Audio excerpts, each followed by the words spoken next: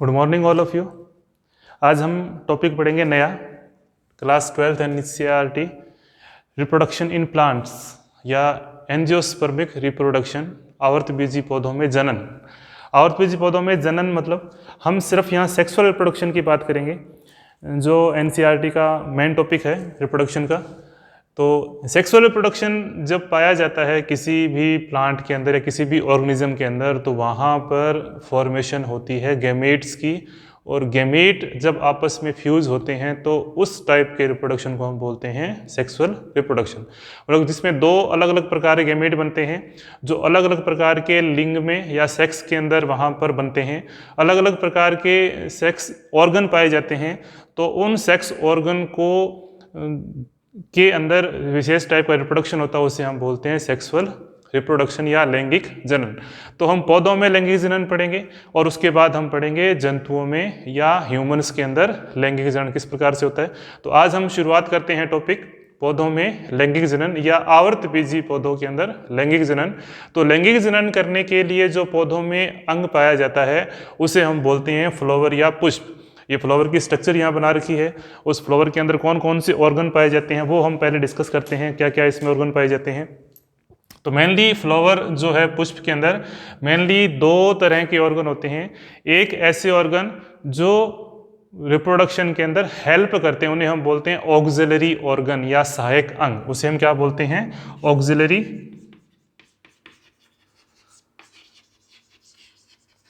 मतलब कि वो इनडायरेक्ट रूप से क्या करते हैं, सेक्सुअल रिप्रोडक्शन के अंदर हेल्प करते हैं, उन्हें हम बोलते हैं सहायक अंग या ऑक्सिलरी ऑर्गन।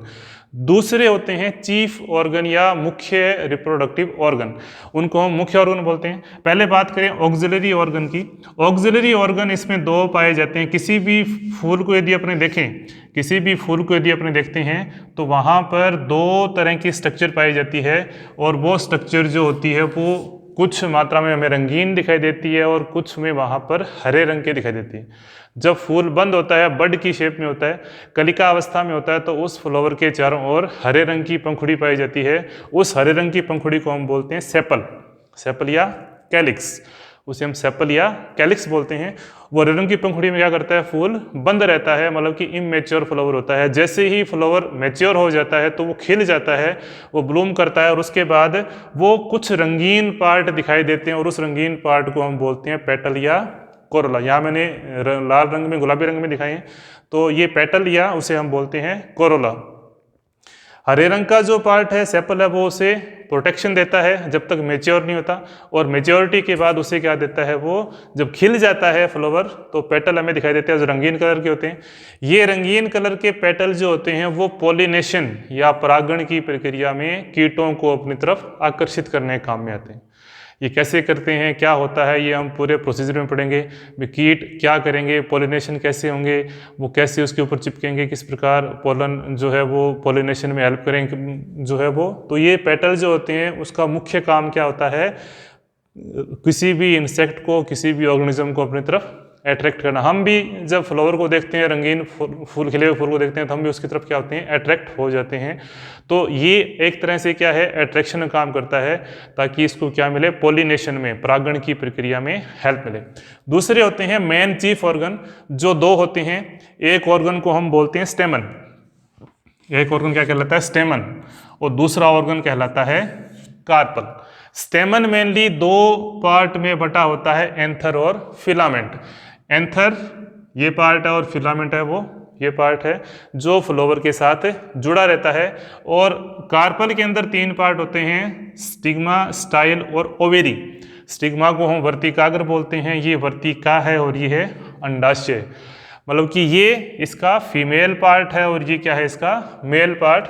मतलब कि इसे हम बोलते हैं मेल सेक्स ऑर्गन, और इसे हम बोलते हैं female sex organ. Male sex organ है तो इसमें मेल गैमीट बनेंगे, फीमेल सेक्स ऑर्गन है तो इसमें फीमेल गैमीट बनेंगे। तो नर जननांग और मादा जननांग, सभी के सभी जो ऑर्गन जो होते हैं, चाहे वो कैलिक्स हो, चाहे कोरोला हो, चाहे स्टेमन हो, चाहे वो कार्पल हो, सभी के सभी ऑर्गन जो होते हैं फ्लावर के एक पर्टिकुलर पोजीशन पे फिक्स रहते हैं, और उस पोजीशन को हम बोलते हैं थैलेमस या पुष्पासन। पुष्पासन जो होता है वो सभी फ्लावर ऑर्गन को अपने साथ जोड़े रखता है, चाहे वो सहायक ऑर्गन हो या फिर दूसरे मेन चीफ ऑर्गन हो, उन सबको क्या रखता है, ये जोड़े रखता है। और पुष्पासन के साथ जो पुष्प जो होता है वो फ्लावर के साथ या पौधे के साथ जुड़ा रहता है। तो इस प्रकार से ये क्या है, फ्लावर के पार्ट हैं जो मुख्य लैंगिक ऑर्गन या लैंगिक जनन के अंदर पाया जाने वाला अंग होता है। अब इस फ्लावर के प्रत्येक ऑर्गन को हम डिटेल में स्टडी करेंगे। तो यहाँ पर डायग्राम दिखाई दे रहा है आपको, एंथर, एंथर का है और एंथर के साथ क्या जुड़ा हुआ है, फिलामेंट। इसकी टीएस सेक्शन मतलब कि इसके ट्रांसफर सेक्शन को काट कर यहाँ डिटेल में दिखाया गया है। प्रत्येक एंथर जो होती है उसके अंदर लोब पाई जाती है, 2 लोब होती है, एक लोब ये और एक लोब ये। इसको हम बोलते हैं बाइथिकस एंथर। इसे हम क्या बोलते हैं, बाइथिकस एंथर या द्विकोष्ठीय एंथर। कुछ एंथर जो होते हैं वो यूनिथिकस होते हैं, एक कोष्ठीय होते हैं। जिसका सीधा सा एग्जाम्पल है मोनोथिकस, बोलते हैं इसको मोनोथिकस। मोनोथिकस एंथर जो है वो पाया जाता है मालवेसी फैमिली में। गुड़हल का जो पौधा है उसके स्टेमन को यदि आप देखोगे तो उसमें बीच में इस तरह की दरार नहीं पाई जाएगी, वो एक ही प्रकार का, उसे हम बोलते हैं मोनोथिकस एंथर। और मोनोथिकस एंथर मालवेसी गुड़हल में पाए जाते हैं। और उसके अंदर और भी स्ट्रक्चर होते हैं, वो हम टेक्सोनॉमी में पढ़ेंगे अलग से। हम यहाँ स्ट्रक्चर पढ़ रहे हैं। एक टिपिकल, एक प्रारूपिक जो एंथर होता है उसके अंदर क्या पाए जाते हैं, 2 लोब पाए जाते हैं और इनको द्विकोष्ठीय एंथर या बाइथिकस बोलते हैं। और प्रत्येक लोब के अंदर 2 छोटे छोटे चैम्बर पाए जाते हैं। इनको हम बोलते हैं पोलन सैक या पोलन चैम्बर। इन्हें क्या बोलते हैं हम, पोलन सैक या पोलन चैम्बर। तो हमें इजी ट्रांसफर सेक्शन यदि हम काटें कोई भी एंथर का तो हमें वहां पर 2 छोटे छोटे चैम्बर दिखाई देते हैं। उन चैम्बर्स को हम क्या बोलते हैं, पोलन सैक या पोलन चैम्बर। इसमें क्या बनती है, पोलन ग्रेन बनती है। तो प्रत्येक जो इस स्ट्रक्चर को थोड़ा सा एनलार्ज करके यहाँ दिखा दिया, यहाँ पर आपको एक पूरी स्ट्रक्चर दिखाई दे रही है। इस डायग्राम को नोट कर लो, क्योंकि इसके बाद इस डायग्राम को मिटाने के बाद इस पूरी स्ट्रक्चर को हम डिस्कस करेंगे क्या क्या पाया जाता है, तो हम उसको अलग से नोट करेंगे। तो डायग्राम को बीच बीच में आप इसको वीडियो को पॉज करके इस डायग्राम को नोट करते जाओ आसानी से। मैं एक बार साइड में जाता हूँ तो इसका स्क्रीनशॉट लेकर आप इस डायग्राम को पूरे को नोट कर लें, ताकि इसको मिटाने के बाद आप नेक्स्ट इसके बाद जब समझेंगे तो उसको समझने में थोड़ी सी आसानी हो जाए। तो जो एंथर होते हैं उस एंथर को यदि हम इस ट्रांसफर सेक्शन से ऐसे काटें तो हमें वैसी स्ट्रक्चर दिखाई देती है। इसको माइक्रोस्कोप में देखें तो हमें ये स्ट्रक्चर दिखाई देगी, जिसके अंदर आपको 4 लोब दिखाई दे रहे हैं। जो मोनोथिकस एंथर होते हैं उसमें 2 ही लोब होती है, 2 पोलन सैक पाए जाते हैं। बाइथिकस 2 लोब, जो 2 लोब होती हैं, एक लोब वाले के अंदर 2 पोलन सैक होंगे, जबकि 2 लोब वाले या बाइथिकस के अंदर क्या होंगे, 4 जो होंगे पोलन चैम्बर पाए जाएंगे। तो पोलन चैम्बर के अंदर पोलन सैक होंगे और पोलन सैक जो होंगे वो क्या करते हैं, पोलन ग्रेन्स का या पराग कणों का निर्माण करते हैं। तो यहाँ आपको अलग अलग स्ट्रक्चर दिखाई दे रही है, 1 2 3 4। एक बाइथिकस द्विकोष्ठीय इस प्रकार के पोलन जो एंथर है उसकी स्ट्रक्चर है, इसके अंदर 4 पोलन सैक हैं। अब प्रत्येक पोलन सैक के अंदर क्या पाई जाती है, इसके चारों ओर की लेयर को हम एपिडर्मिस बोलते हैं। यहाँ पर हाइपोडर्मिस की कुछ वाल्स पाई जाती हैं जो उसे मजबूती प्रदान करती है। एपिडर्मिस बाहर से प्रोटेक्शन देती है और ये पाई जाती है हाइपोडर्मिस।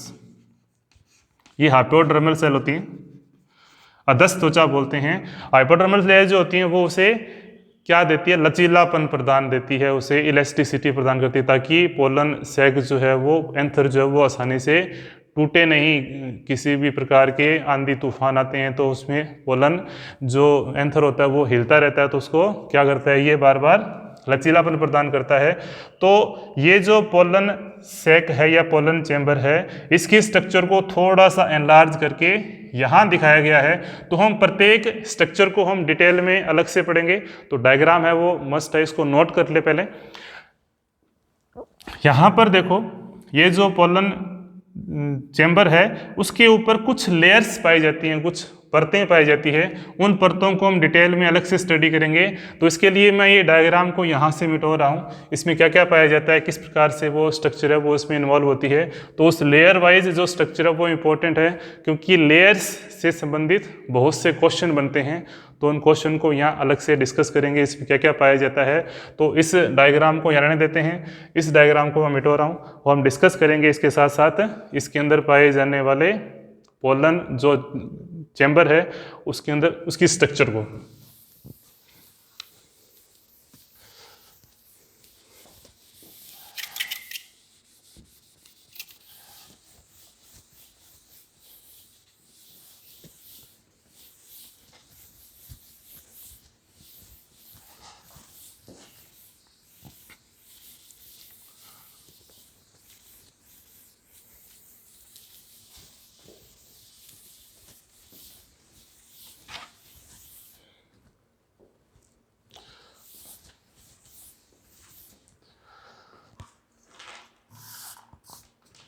इस पोलन सैक को हम बोलते हैं माइक्रोस्पोरेंजिया। इसे हम क्या बोलते हैं, माइक्रोस्पोरेंजिया। माइक्रोस्पोरेंजिया भी बोलते हैं इसको, और पोलन सैक भी बोलते हैं। पोलन चैम्बर के अंदर पाए जाते हैं, क्योंकि ये चैम्बर है, ये चैम्बर है, ये चैम्बर है, ये चैम्बर है, तो 4 चैम्बर होंगे यदि एंथर बाइथिकस है। 2 चैम्बर होंगे यदि एंथर मोनोथिकस है। उसका बहुत ही रेयरली एग्जाम्पल पाए जाते हैं। तो माइक्रोस्पोरेंजिया के अंदर 2 टाइप की स्ट्रक्चर है वो पाई जाती है। उस स्ट्रक्चर को हम बोलते हैं, जो माइक्रोस्पोरेंजिया है उसके अंदर 2 टाइप की स्ट्रक्चर होगी, स्पोरेंजियल वॉल, स्पोरेंजियल वॉल, वो कौन कौन सी वॉल होती है इंपॉर्टेंट है, और दूसरे होते हैं माइक्रो स्पोरोजिनस टिश्यू, सूक्ष्म बीजाणु ऊतक, सूक्ष्म बीजाणु जनन ऊतक, या इसको हम बोलते हैं लघु बीजाणु जनन ऊतक। तो ये जो सेल्स होती हैं ये कैसे पाई जाती हैं, स्पोरेंजियल वाल क्या होती है, जो माइक्रोस्पोरेंजियल वाल के अंदर क्या होती है, सबसे बाहर की तरफ पाई जाती है इसके एंडोथीसियम। क्या पाई जाती है, एंडोथीसियम, अंतःत्वचा। एपिडर्मिस सबसे बाहर की लेयर, जो पूरी की पूरी लेयर जो प्रत्येक के ऊपर पाई जाएगी, पूरा जो पोलन चैम्बर होगा, पोलन सैक होगा, उसके ऊपर लेयर जो होगी एपिडर्मिस। एपिडर्मिस के अंदर जो होगी 2 से 3 लेयर पाई जाती है इसकी 2 से 3 लेयर होती है, और ये किसकी होती है, हाइपोडर्मल लेयर होती है, अधस्थ त्वचा की बनी होती है। ये मेनली प्रोटेक्शन देती है, लचीलापन प्रदान करती है। दूसरी लेयर इसके अंदर पाई जाती है मिडल लेयर।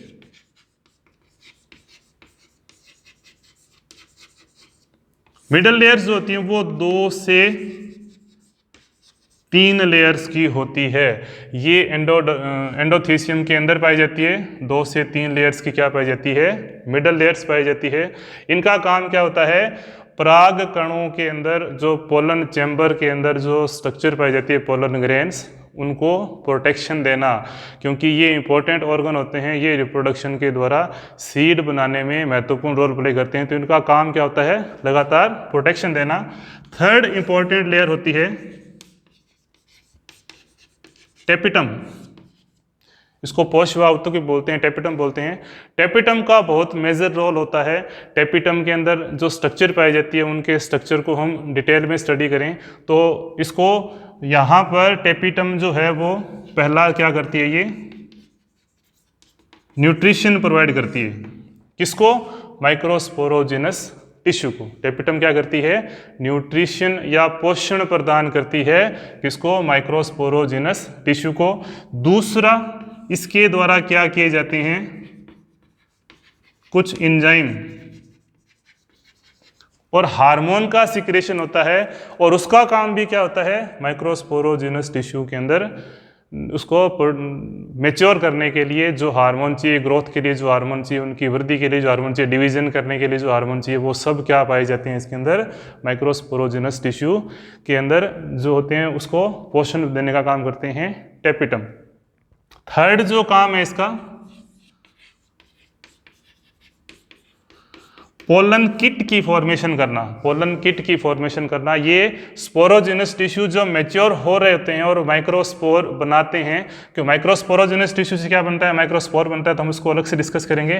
पहले समझ लेते हैं कि पोलन किट क्या करता है। पोलन किट का जो सिक्रेशन होता है वो टेपिटम के द्वारा होता है, और टेपिटम उस पोलन किट को, जो पोलन ग्रेन बनते हैं उसके चारों ओर प्रोटेक्शन देने का काम करता है। और दूसरा, ये कीटों को आकर्षित करने का और कीटों के पैरों पर चिपकने के लिए, जिन पौधों में कीटों के द्वारा परागण पाया जाता है, तो एक चिकना मटेरियल बनाता है जिसके द्वारा वो क्या करते हैं, वो परागण जो होते हैं, वो परागकण जो होते हैं वो कीटों के पैरों पर चिपक जाते हैं। इसको हम बोलते हैं पोलन किट। इसके साथ साथ फोर्थ जो है सिक्रेशन होती है स्पोरोपोलिनिन। मोस्ट इंपॉर्टेंट है ये, स्पोरोपोलिनिन का सिक्रेशन होता है, और ये भी क्या पाया जाता है, पोलन ग्रेन के ऊपर की हवा को प्रोटेक्शन देता है। स्पोरोपोलिनिन को यदि हम कहें, ये मोस्ट हार्डेस्ट मॉलिक्यूल्स है या most hardest substrate organic matter है पूरे वर्ल्ड का। इसके कारण पोलन ग्रेन का लाइफ जो होती है, यदि इसके चारों ओर स्पोरोपोलिनिन का सिक्रेशन हुआ है तो वो पोलन ग्रेन हजारों सालों तक जीवित रहती है। तो ये पोलन बैंक बनाने के काम में आता है। मतलब कि यदि हमें लाखों हजारों सालों तक कोई पोलन ग्रेन को यदि जीवित रखना है, तो कुछ पौधे ऐसे होते हैं जिनके चारों ओर स्पोरोपोलिनिन बहुत ज़्यादा मात्रा में सिक्रेट होना है, क्योंकि वो उनको प्रोटेक्शन, एक्स्ट्रा प्रोटेक्शन देते हैं, ताकि पोलन ग्रेन यदि किसी कंडीशन में या वहाँ पर एडवर्स कंडीशन आ जाती है, वहाँ पर रिप्रोडक्शन के लिए प्रॉपर फैसिलिटी नहीं मिलती है, या जो कंडीशन होती है वो फेवरेबल ना होकर अनफेवरेबल, प्रतिकूल परिस्थितियों के अंदर क्या होते हैं, पोलन ग्रेन अपने आप को सर्वाइव करने के लिए ये स्पोरोपोलिन उसके चारों ओर सिक्रेशन करते हैं, और पोलन ग्रेन के चारों ओर उसके चारों ओर चिपक जाते हैं। फिफ्थ जो होता है वो कॉम्पेटिबिलिटी। कॉम्पेटिबिलिटी मतलब कि किस प्रकार का पोलन ग्रेन किस फ्लावर के साथ क्या करेगा, वो सीड की फॉर्मेशन करेगा। जब परागण होता है, पोलिनेशन होता है, तो कीटों के पैरों पर बहुत सारे पोलन ग्रेन चिपक कर उनके साथ चले जाते हैं, क्योंकि पोलन कीट के द्वारा वो सिक्रेटरी मटेरियल उसके साथ चिपकाने के लिए मदद कर रहा है। अब उस पोलन ग्रेन ने क्या किया, वो पोलन ग्रेन किसी कीट के द्वारा जब दूसरे फ्लावर पर जो वो कीट बैठता है, तो वो फ्लावर उसी जाति का है या नहीं, क्योंकि जब पोलन ग्रेन होंगे तो कीट को थोड़ी पता है कि वो फ्लावर उस जाति का, उसी दूसरे फ्लावर पर बैठूंगा ताकि वो पोलिनेशन में हेल्प करे, परागण की प्रक्रिया जिससे बीज बने। तो वो कीट जो होते हैं वो फ्लावर को आइडेंटिफाई नहीं कर सकते कि ये इस जाति का फ्लावर था, ये इस जाति का फ्लावर था। तो वहाँ पर जो पोलन ग्रेन उन कीटों के पैरों पर चिपके हुए हैं और वो दूसरे फ्लावर पर बैठते हैं, और वहाँ पर ओवरी जो उसकी स्टिग्मा है उसके ऊपर यदि पोलन ग्रेन डाले जाते हैं, तो स्टिग्मा के द्वारा उस पर्टिकुलर फ्लावर के पोलन ग्रेन को ही रिसीव किया जाता है। दूसरे फ्लावर के पोलन ग्रेन को कभी भी रिसीव नहीं किया जाता, या उसके द्वारा वो जर्मिनेट उसके ऊपर नहीं होगा। तो सीधी सी बात है कि पोलन ग्रेन की कॉम्पेटिबिलिटी अपनी ही जाति के फ्लावर को पहचानने के लिए भी होती है। तो टेपिटम के द्वारा कुछ ऐसे मटेरियल भी सिक्रीट किए जाते हैं, कुछ ऐसे एंजाइम सिक्रीट किए जाते हैं जो अपनी जाति के फ्लावर के साथ ही क्या करता है, वो सीड फॉर्मेशन करता है। इसीलिए जो फ्लावर जो होते हैं वो प्रॉपर एक मैकेनिज्म चलता है टेपिटम के द्वारा। टेपिटम इसके द्वारा किसके सिक्रेट होती है, लगातार सिक्रेट होती रहती है, और स्पोरोजेनस टिश्यू को मैच्योर भी करती है, और साथ साथ में उनके चारों ओर पोलन कीट की फॉर्मेशन भी करेगी, चिपचिपे पदार्थ का निर्माण भी करेगी, कॉम्पेटिबिलिटी भी देगी उसे, मतलब उसके चारों ओर ऐसे मटेरियल डाल देगी जिसके द्वारा वो उस पर्टिकुलर जाति के फ्लावर के ऊपर ही क्या होगा, अपने आप को अंकुरित करेगा, दूसरे फ्लावर के ऊपर अपने आप को अंकुरित नहीं करेगा। कब? जब वो परागण की प्रक्रिया पूरी हो जाएगी, पॉलिनेशन हो जाएगा। स्पोरोपोलिनिन की फॉर्मेशन होती है, मोस्ट हार्डेस्ट ऑर्गेनिक मैटर इसको बोलते हैं वर्ल्ड का, क्योंकि इसके द्वारा पोलन ग्रेन की लाइफ जो होती है बहुत लंबी होती है, मतलब अपनी लाइफ के स्पैन को ये लंबा कर सकता है एडवर्स कंडीशन के अंदर। इसके साथ साथ मैं इस डायग्राम को यहाँ से मिटो रहा हूँ ताकि हम इसको और डिटेल में समझ सकें थोड़ा सा।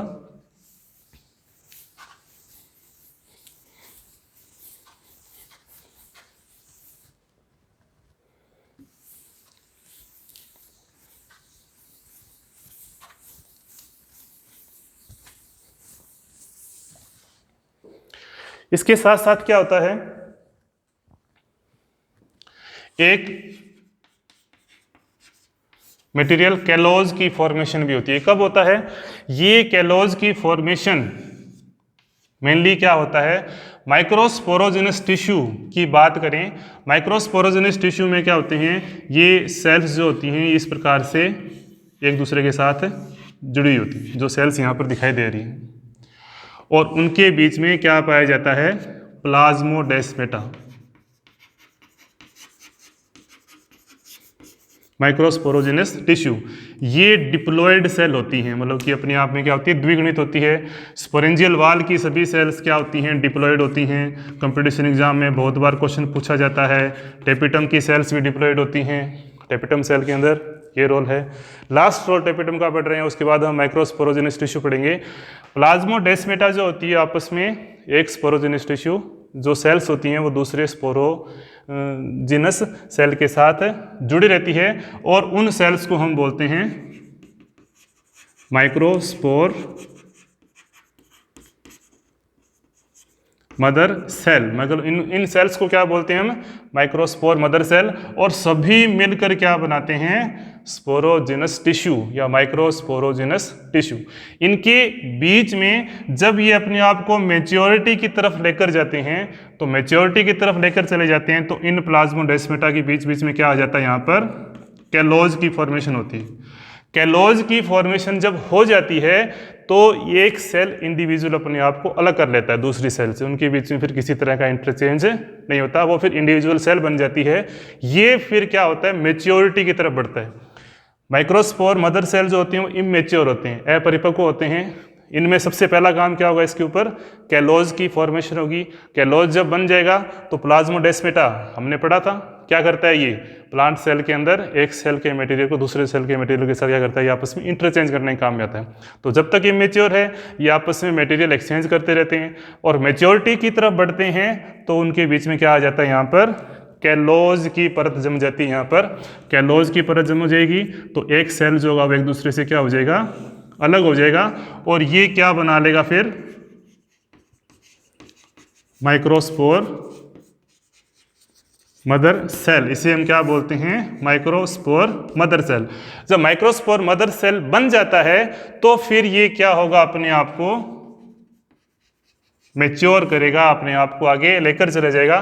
तो एक माइक्रोस्पोर मदर सेल है, ये एक दूसरे से अलग हो गया। अब क्या करेगा, इसके अंदर मियोसिस होगा, मतलब कि यहां पर माइक्रोस्पोर मदर सेल जो है वो माइक्रोस्पोरोजेनस टिश्यू से बना, ये क्या कहलाते हैं, पूरे के पूरे माइक्रोस्पोरोजेनस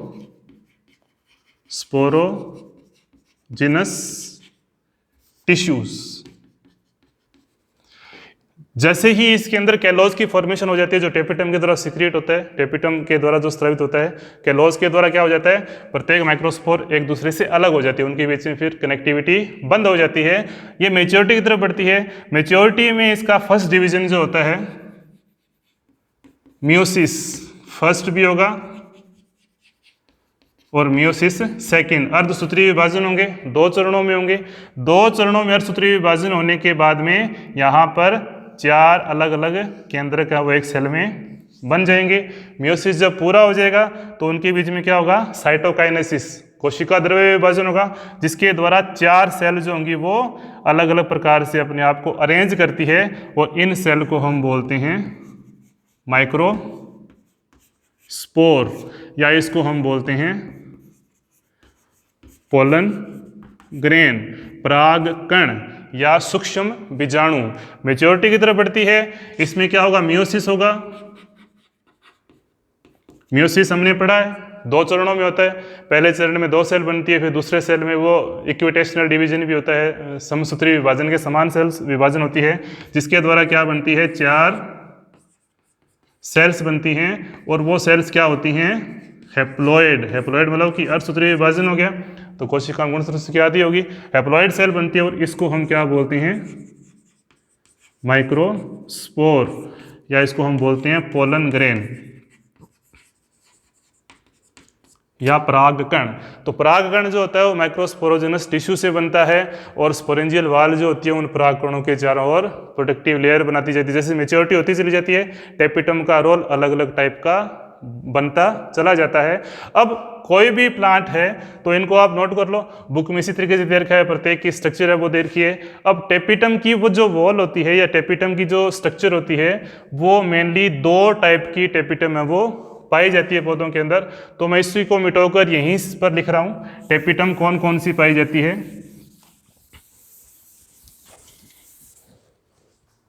टेपिटम मेनली 2 प्रकार की होती हैं। एक होती है अमीबॉइडल और दूसरी होती है सेक्रेटरी।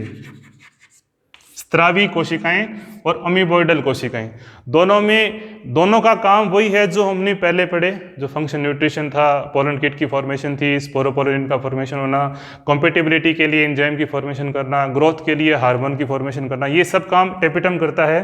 लेकिन सेल जो होती हैं वो 2 प्रकार की होती है, एक होती है अमीबॉइडल और दूसरी होती है सेक्रेटरी, मतलब कि स्त्रावी कोशिकाएं।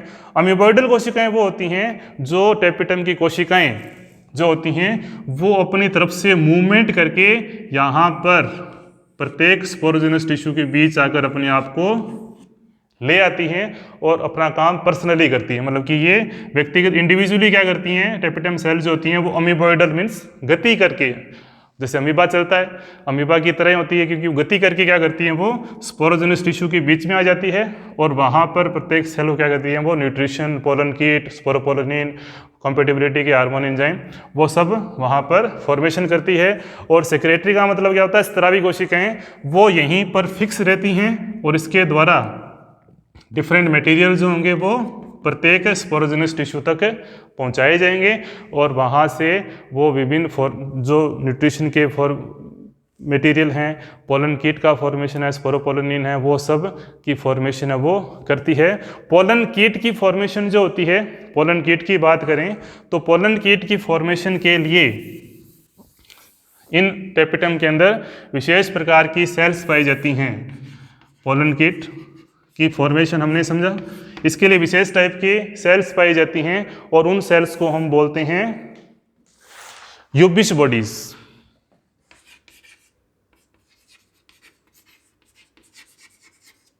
यूबिश का है, पोलन किट क्या फॉर्मेशन होता है, इसके द्वारा क्या बनता है, यूबिश बॉडीज बनती है। इसकी खोज करने वाले साइंटिस्ट जो थे यूबिश ही थे, इसके द्वारा स्पोरोपोलिन की फॉर्मेशन होती है, यूबिश बॉडी के द्वारा